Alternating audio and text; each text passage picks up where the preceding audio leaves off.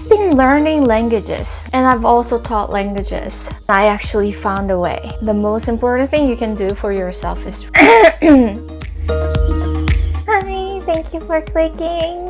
Today I will share what you need to do to improve your language fast. Before we move on, I want to make sure you know there is no shortcut. But I do want to tell you the 3 things definitely boost your learning speed. Confidence. If you speak with confidence, your grammar and your pronunciation might be bad, but people who are listening to you might think you're amazing because you are confident. Once you're confident in the language, then it shows that you're comfortable with it. People want to talk to the person who they feel comfortable with. I have seen great improvement from students who don't have second thoughts about their language. A lot of times they're okay with being wrong and they grow from their mistakes. So confidence is really important. Confidence lets you to try freely, learn from the mistake, keep improving. Don't focus on not making mistakes and being perfect. Focus on being confident instead.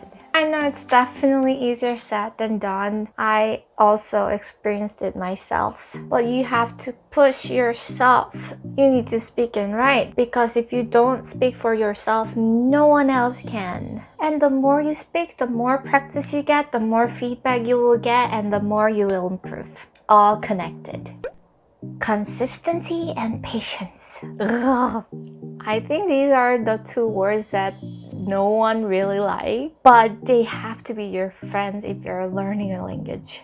I've been studying English since I was 11 years old, and I still study English. If I go a week without even listening to any English or speaking anything, then the next week when I speak, there will be moments I will stutter. It's just how our brain works. It likes to get rid of the things that you're not using to make up space for the things that you're actually using every day. Don't study 3 hours a day and forget about it the whole week or even a month. Just read or watch about like 5 or 10 minutes minimum and do it as often as possible. It sounds boring and one day you might get frustrated, but remember, it's the only way.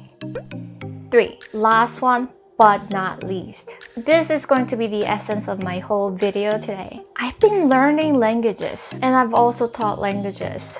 And I actually found a way. The most important thing you can do for yourself is reading. I worked at a place that teaches English with a library. The kids could go freely to the library and read as many books as they want to read. Here I experienced amazing results. Before I worked there, I always thought about students in 3 groups. The ones who really care and work hard. The ones who like to study when it's interesting, but it's not their priority. Doesn't really care. But at this place, my whole paradigm shifted. The growth heavily depended on how many books they are reading. I'm serious, there were no exceptions. Kids who really read a lot, they read about 10 books a week. A lot of the times, they're not the kind of students who like to sit down and learn all the new grammar rules and memorize all the new vocabularies. But they're the ones who improve the fastest. I'm not lying. They were answering to grammar questions without really knowing why this is right, how this works, but they understood.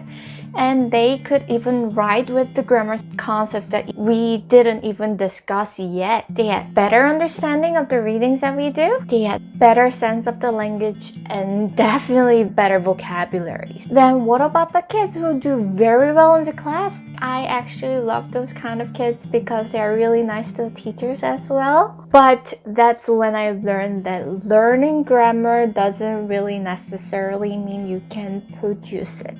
They pay attention very carefully. They master the new grammar concepts.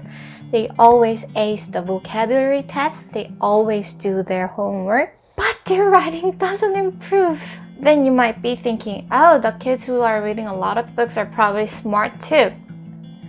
No. I had slow students as well. Some of them even repeated the levels. So I wrote a letter to the parents. Please have him read more. He started reading more in the library. He barely read one book per month. The next month, he read about 15 books and even more. His writing changed. There was another student who never cared about his studying, but he met a friend who likes to read a lot. They became a healthy competitor. And this boy who doesn't like to read a lot. And then everything started becoming so different. His grammar's better. He has more vocabularies that he knows. That's when I realized reading is the key. Reading is the key. Of course, I'm not talking about it solely based on my experience. Go to Amazon.com and search for the book The Power of Reading by Dr. Krashen. He has some researches and he'll just lay it out to you. And now you might be going, but I don't like books, they're so boring. But actually you're reading all the time. Reading, of course, reading books are the best because it's edited. They think very carefully what words to use, but you're reading all the time on the Facebook, you're reading Instagram, YouTube subtitles, you're reading all the time. Just change it to the language that you want to learn. Find something interesting. If you feel like you're stuck, keep reading and writing. Don't be overly obsessed with grammar. They can be helpful, but they cannot be your guide. Don't learn language like you're building a furniture from IKEA. Really keep reading, expose yourself, consistently practice, and then be confident. So if you don't know where to start, add me on your Facebook. I update daily with something about Korean so you can study consistently every day. And I really want to thank everyone. I reached 100 subs.